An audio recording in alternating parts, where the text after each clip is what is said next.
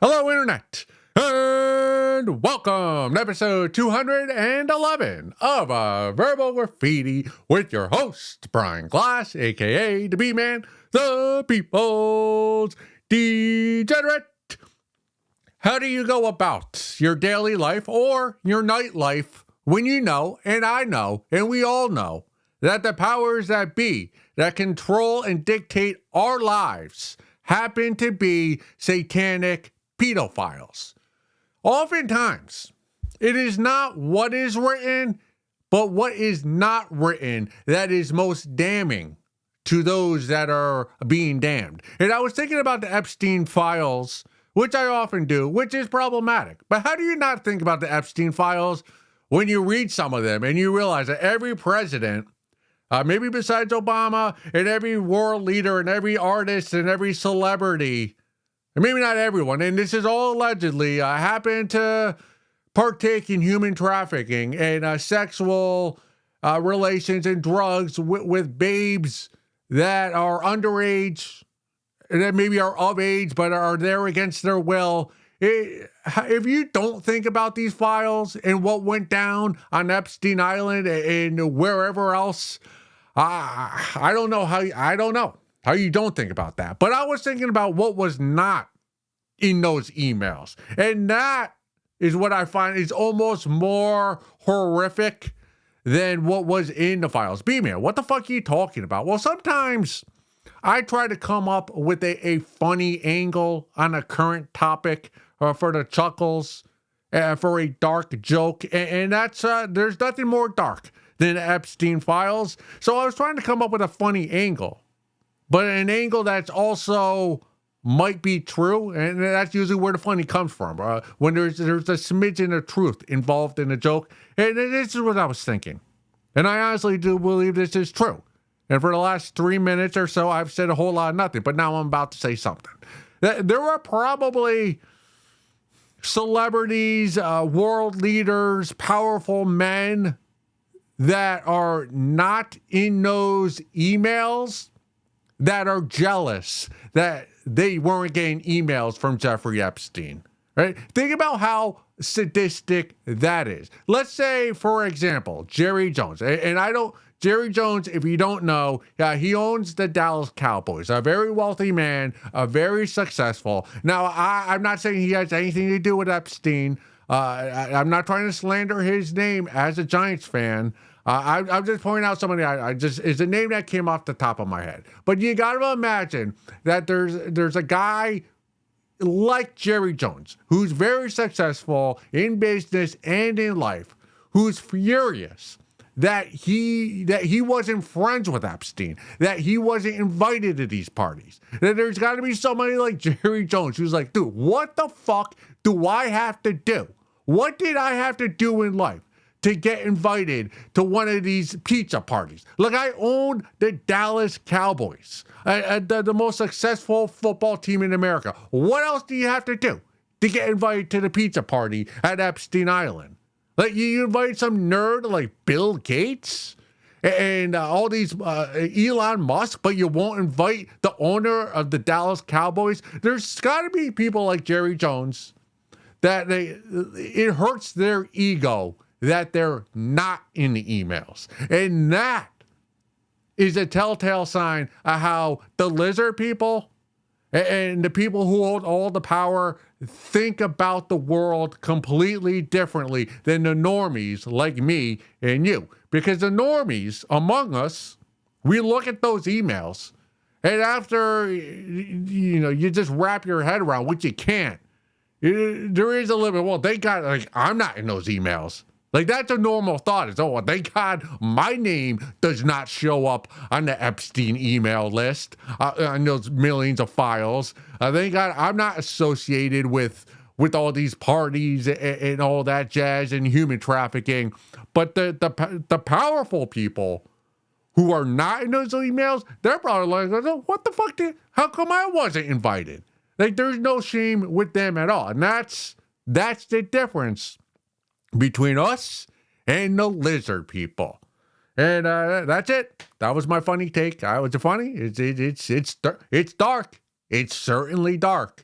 But there is how do you go about your day now knowing, and we've known this for over a decade now, that like every president or every mayor, every politician, every political being, every party, the Democrats, the Republicans, the world leaders around the world, P. Diddy, every musician is somehow,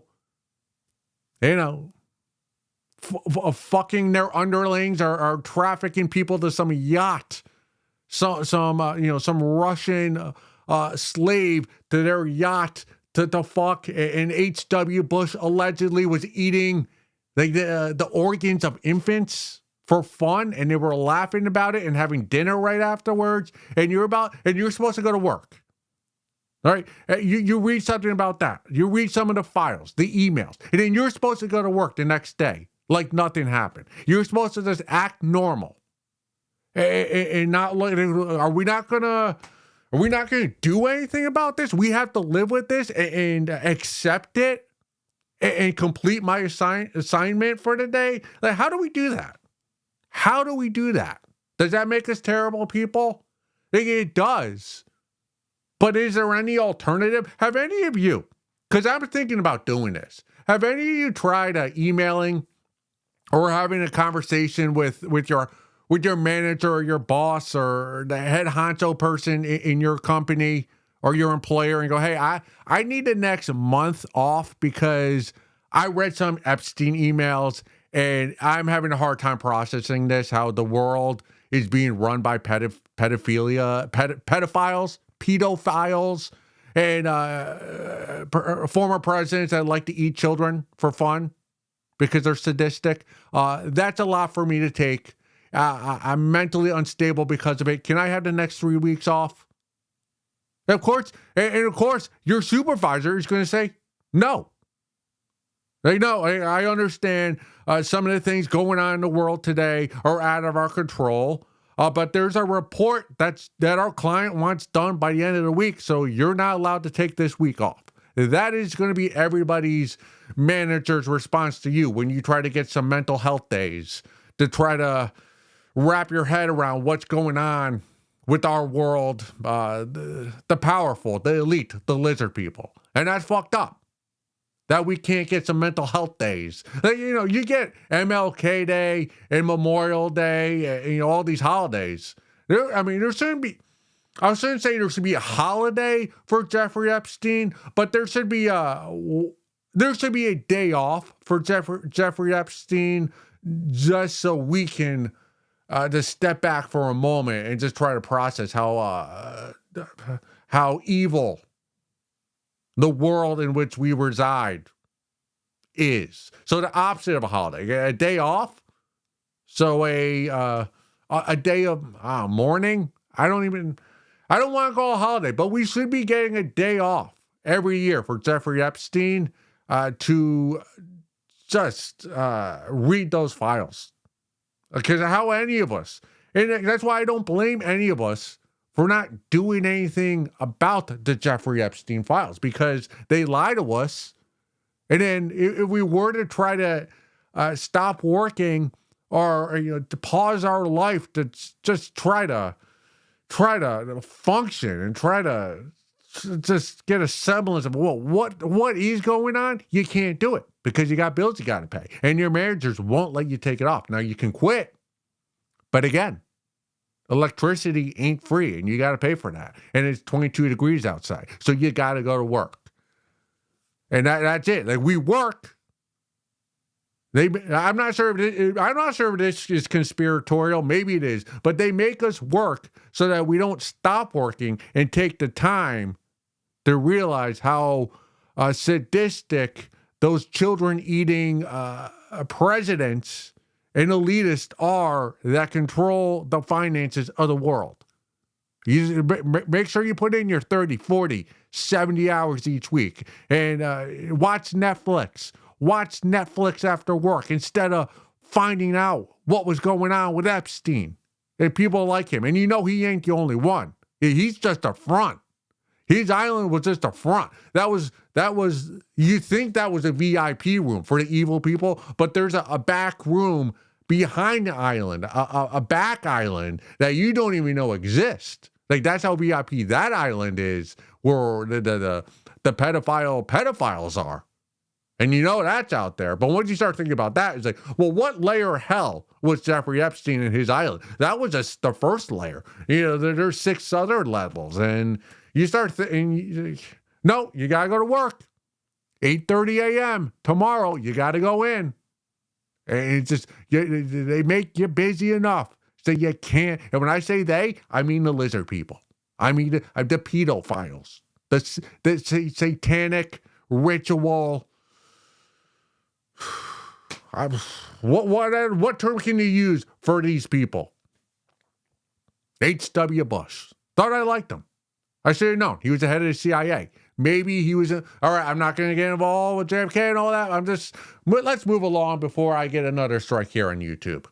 All right, this next one, it's a photo. So if you're listening via podcast, come to YouTube, episode 211. I'll put the photo here so you can see it.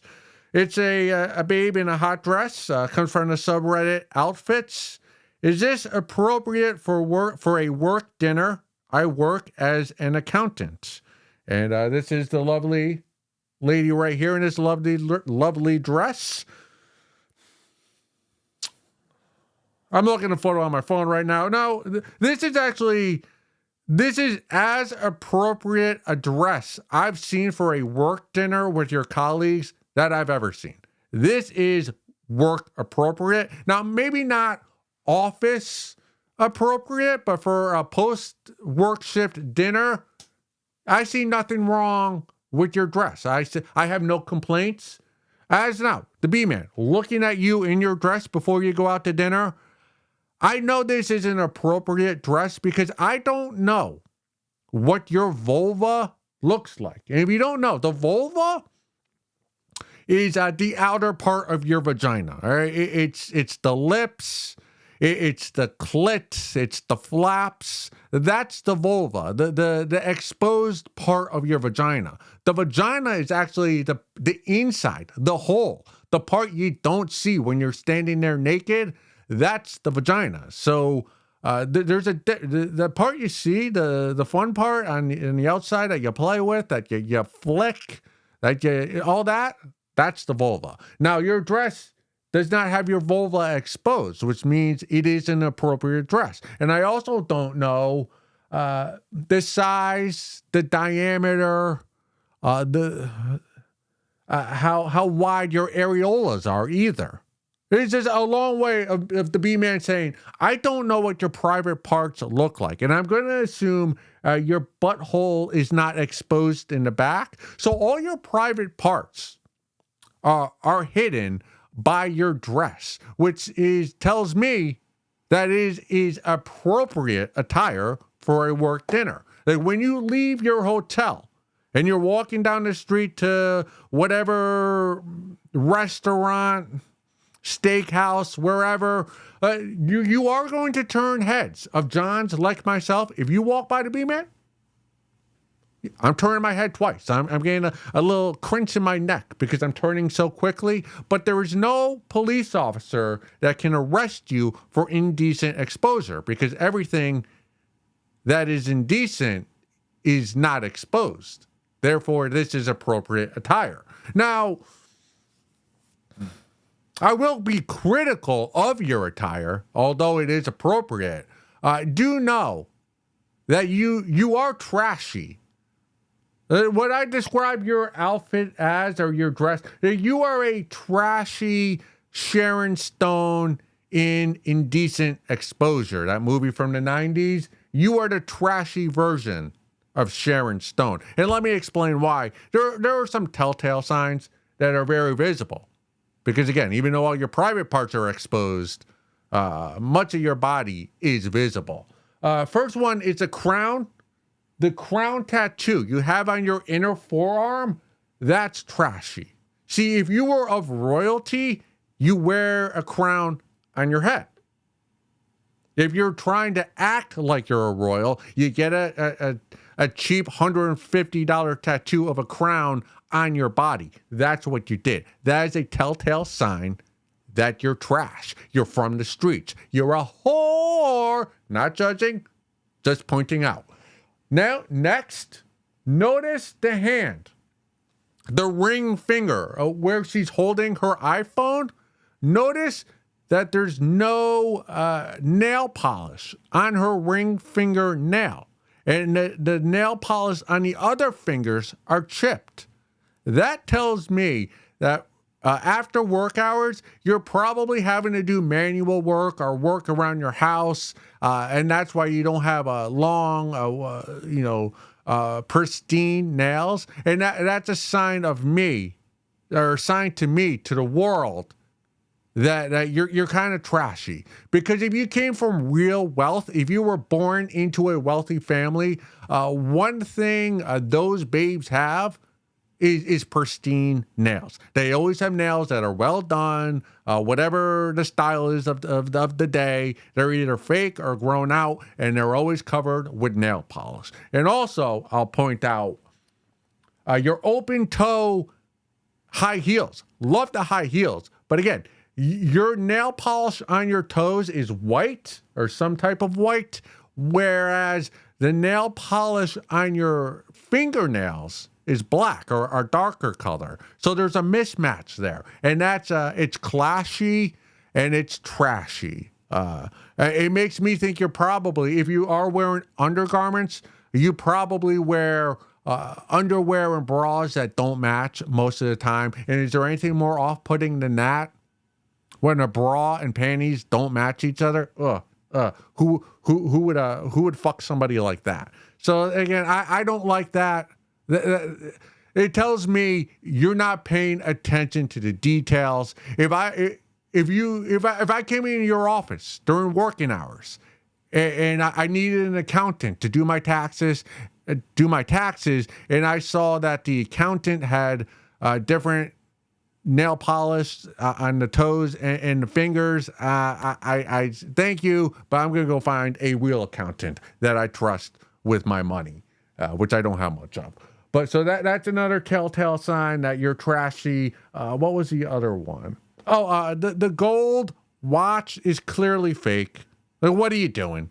What are you a guy in middle management with 3 kids who's going through some type of midlife crisis with that fake gaudy gold watch? And the pearl earrings are too big. Those are clearly fake. And although you have the iPhone, which it seems to be the newest model, which we give you a tip on my penis for, it's a cheap iPhone cover. It looks like one of those $20, $30 covers, which kind of tells me you probably financed your phone. You didn't buy it outright. So your monthly phone bill is probably over $200. Again, another sign that you're from the streets, a 304, a whore, a skank, a floozy, which we love. We love all those babes here. But again, you're trying to impress your coworkers. With all that said, you are dressed appropriately. You will turn heads during this work dinner. There's probably an executive there that's going to risk it all to go back to your hotel room after the dinner and risk his marriage and his career to make sweet, sweet love with you. But again, I wouldn't do that. I wouldn't be that guy, that executive, because again, you're a piece of trash. You're trying to be Sharon Stone, but you're not. And you can't trust trashy ladies, trashy babes. You just can't. But you're gonna reel in some executives, so good for you. Now, if I was an executive at this dinner, there's one part of your outfit that excites me. It's not the dress or the hair or anything else. It's the elastic hairband that you have. That's, guys know. And babes know too. Like, I know what you're doing with that hairband around your wrist. Like, that's a telltale sign to the world that you're looking to suck dick. You're looking to suck penis. You might not, but if the opportunity presents itself, you want to be ready. And that's why you're wearing that elastic hairband around your wrist. That's a telltale sign to all the Johns at this work dinner that sucking penis is on your mind. And that you're willing to do that if the opportunity presents itself. You want to be ready before the dinner, during appetizers, during or afterwards. You're ready. You have the equipment. You can put your hair back and get right to it. So to me, you could have worn a pantsuit, like a Hillary Clinton pantsuit, and just pulled your sleeve up, shown the elastic hairband, and that's enough. For a guy who's looking to do something, to use his position of power against an underling like yourself, that's all he's got to see is the elastic hairband. And I see it, and I recognize it. Now, whether you suck someone's dick after this dinner or not, just do know that if there's female colleagues who are less attractive than you are, at this dinner, at this work dinner, they're going to complain to HR because they're jealous. The guys aren't going to complain. It's the babes that are uglier than you at the company that are going to complain. That happened. I worked for this company, Reese, in New York City, and there was this babe, Sharon. At the time, I was probably early 30s. I believe she was mid to late 20s. But the first couple weeks, she came to work in like a short skirt and like a nice blouse every day. That she had very nice jigglers, so it would expose some cleavage. And I think the first week, there were two ladies who went to HR and complained about her outfit. And again, that's what happens because they felt threatened by a more attractive woman coming in to work in the office, and they're the ones who went to HR. And that's where the complaints will come from. Not from Johns like me. We enjoy your outfit. It comes from the less attractive babes who are your colleagues. Those are the ones who are going to complain to HR. So as long as there aren't any females that are less attractive than you at this dinner, you're okay. Now, if there are ugly babes at this dinner, expect an email tomorrow morning from your HR department.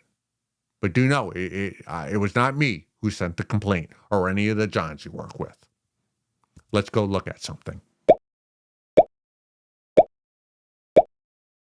Episode 211. 11 was the number of former New York Yankee Brett Gardner, a backup outfielder for the 2009 World Series champions in New York Yankees. Come on, this is our year. We need to get that championship back. It belongs in the Bronx. Okay, enough with the baseball talk. Is spring training started yet? All right, moving forward.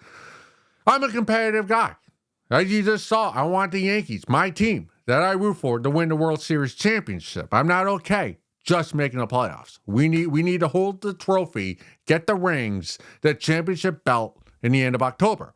But again, I'm a competitive guy. And that's why being charged with murder in the second degree gives me the heebie-jeebies. Because if I'm going to be charged with murder, I want to be charged with murder 1, the big boy charge. Because I'm a competitive guy. I don't want to go to prison for the silver medal of murders. I want the gold medal. I want to walk in that cell block holding the gold medal and having all my cellmates know that I'm a real murderer, that I'm a real one, all right? That my murder was with intent. It was premeditated. I thought it out. It was done out of anger, and there was some thought behind it. There's got to be, there's a lot worse, but murder in the second degree is such a hanky-panky murder. It's a type of murder where you got to walk in prison with your head down. They kind of being ashamed of yourself. Like, I'm in maximum security prison, but like I didn't even plan out the murder. It was just someone angered me on the street, and I pulled out my knife. I pulled out my weapon. That doesn't sit well with me. Like if I'm going to murder someone, which I have not, and I don't plan on doing it anytime soon, but if I were to murder somebody, like, I would want it. Like I'd want to plan it. I want it to be somebody I know, and not some stranger who I bump into in the street, and then we get into an argument, and I don't even know his last name, and his head hits the pavement. He's unconscious, coma, dead next week, and then a 6-month trial, and then I go to prison for 10 years because it's murder in the second degree. Now I want the big boy, right? I want the weapon, right in front of your forehead, bang bang, cold blood for life. That's the murder I want if I were to murder someone, but I'm not going to. Hopefully, I don't have to deal with that. But then all those charges, though, where if you get charged with assault in the 5th degree, and once you get to the number where most people in society go, "Wait, what is that?" That's a crime I don't want to be committing. The crime where, for 5th degree, so is that more than a punch but less than a bullet wound? Like, where's that on the spectrum? I don't want anybody having to ask a question about what the crime it is I committed. And that's why I want it in the 1st degree. Once you get below 1st, 2nd, 3rd, 4th, 5th, too many questions have to be asked. And the crimes I commit, I don't want there to be any questions about what it is I did and what my intent behind that crime was. Just a thought. Just a thought. All right, this next one comes from the subreddit. Is my mic? Yes, my mic is on. Okay. This comes from the subreddit Groping Confession. And please do like and subscribe and share a video of verbal graffiti. Okay.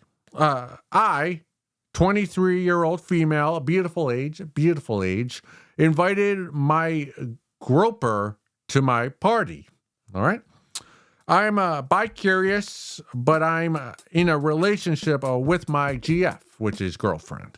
A couple months ago, at a friend's birthday party, I met a guy there and had a good conversation as we were talking on a couch in the hall. He put his hand on my thigh and didn't really push it away because he didn't go higher either. Then later, when we were taking a group picture, he ended up next to me with his arm around my waist. His hands slowly slid down to my ass cheek. He caressed and squeezed it. I had never felt that way before. It unlocked a kink to be groped. We have been talking casually online. I invited him to my winter break party. I know it's wrong, but I can't explore this kink publicly. I just like the feeling of a man's hand on me. Not to sleep with me or anything. I'll update on what happens soon. Well, please do. I am begging for an update. I need an update. I can't sleep until I get an update. Is it strange that my biggest takeaway from this post and this 23-year-old and her newfound kink is that there was a couch in the hallway? That was my biggest takeaway. Because I don't know if I've ever seen a couch in a hallway that wasn't being moved to another location. Like that's just the middle class public schooling circles that I've run in my entire life. For me, in my financial my financial circle life world, when I see a couch, I associate it with a room. And any time I've ever seen a couch, it's been in a room. I've never been to a residence that was so big that the hallways were so wide that it could fit a couch that didn't feel out of place. So for that, a tip of my penis to you for having friends or being such a social butterfly where you get invited to parties where there are couches in hallways. That was my biggest takeaway. And what happened to you at this party, this newfound kink where you like to be groped? That is the defense I've given the NYPD when I've grabbed the butt cheeks of a Filipino babe traveling on the 7 subway to Midtown Manhattan from Woodside, Queens.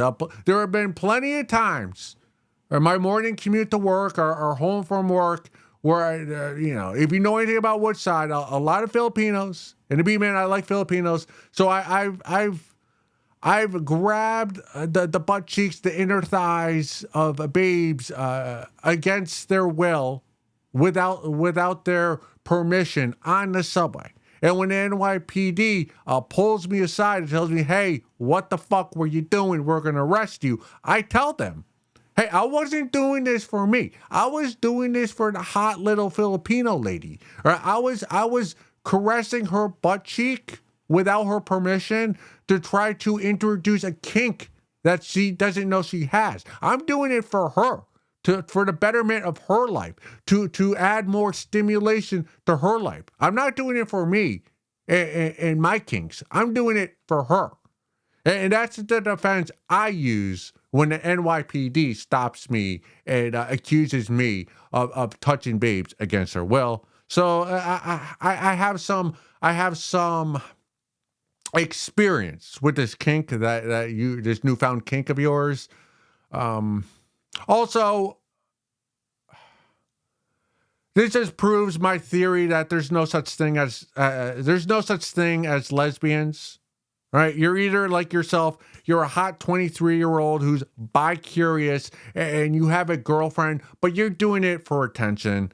I guarantee you will end up in a long-term relationship, maybe a marriage with a man. This is just something you're doing to fit in, to be part of the crowd, to be different, but to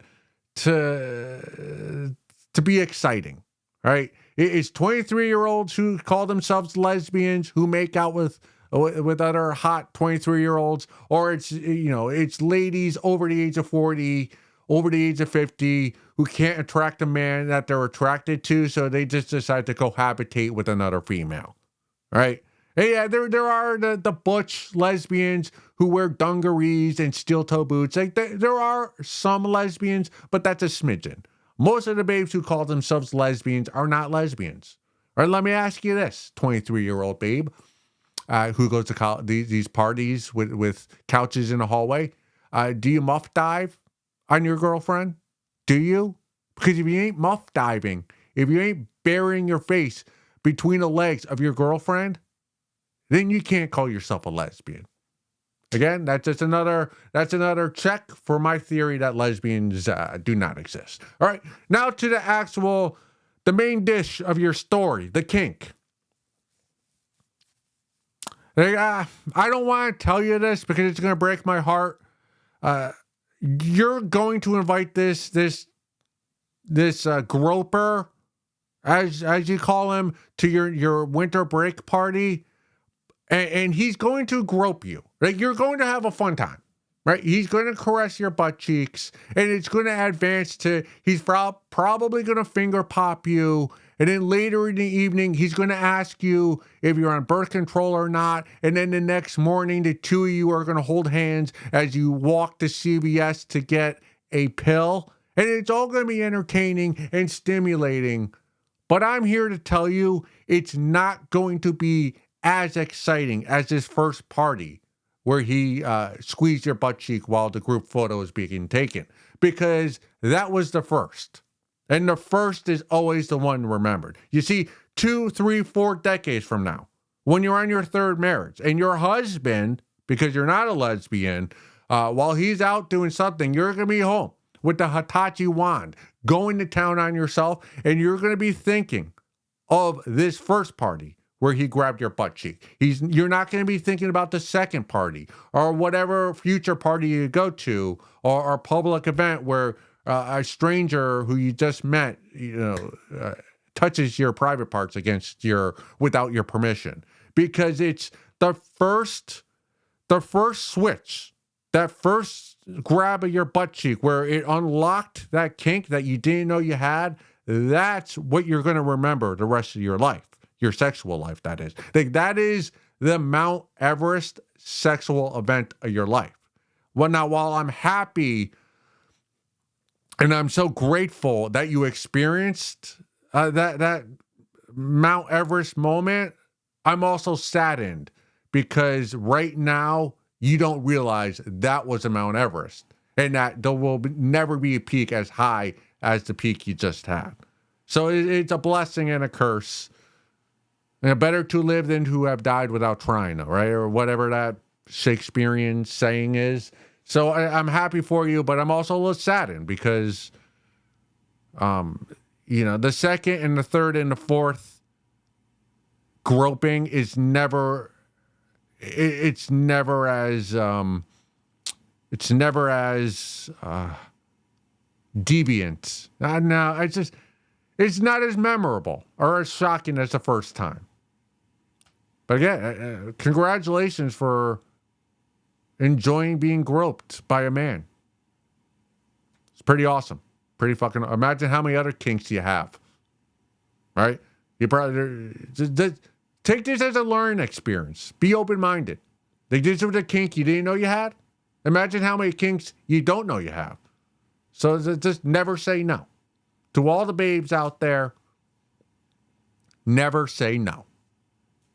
Oh, really? That's the saying here at Verbal Graffiti. Never say no. Is that double negative? Never say no? 2 negatives, 1 sentence. But it doesn't feel like a double negative. Kind of like getting groped on your butt cheek without permission. Go suck a fat one.